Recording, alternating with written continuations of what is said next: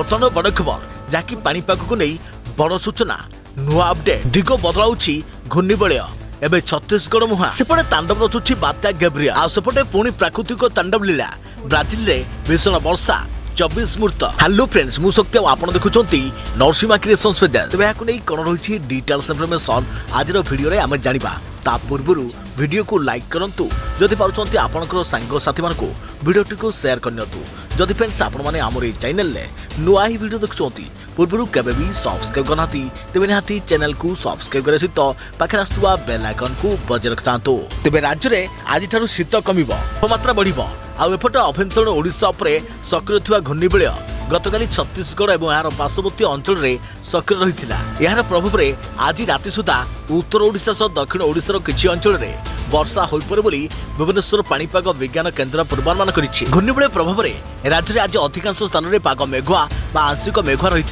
तेज खरा प्रकोप कम रही छत्तीसगढ़ और संलग्न अंचल उपरे रही घूर्णिबलय प्रभाव में राज्य में मेघुआ पाग देखा एबे अस्पष्ट होता बेले आसंता काली ठारू राज्य में पाग बदलिबो। एबे राज्यर सर्वनिम्न रातिर तापमात्रा बढ़िबार लगी।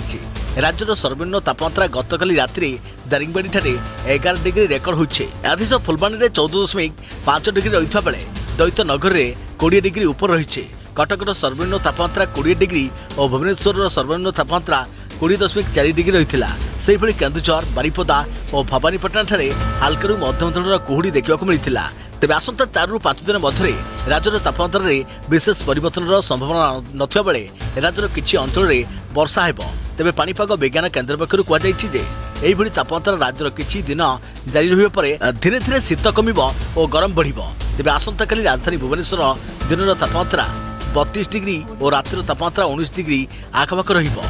सकाळु हल्का कुहुड़ी पड़िबो और राज्यर किछि स्थान रे वर्षा होई पारे। आ सेपटे न्यूजीलैंड रे तांडव रचुछि बात्या गैब्रियल आहरी अधिक भयंकर हेबा नै सूचना रही। आउ ए बात्या भितरे आसीछि भयंकर भूकंप आगु आहरी अति भयंकर होई पारे बोली सूचना रही बेले एपटे प्रकृति पुणी थरे निजर तांडव लीला देखाइछि। एथर ब्राजिल रे व्यापक ध्वंस घटाइछि। ब्राजिल दक्षिण पूर्व उपकूलवर्ती अंचल में प्रबल वर्षा हेतु बन्या और भूस्खलन में अति कम 24 जनकर मृत्यु घटी। यह अंचल में रिलीफ और उद्धार कार्य चालू रही।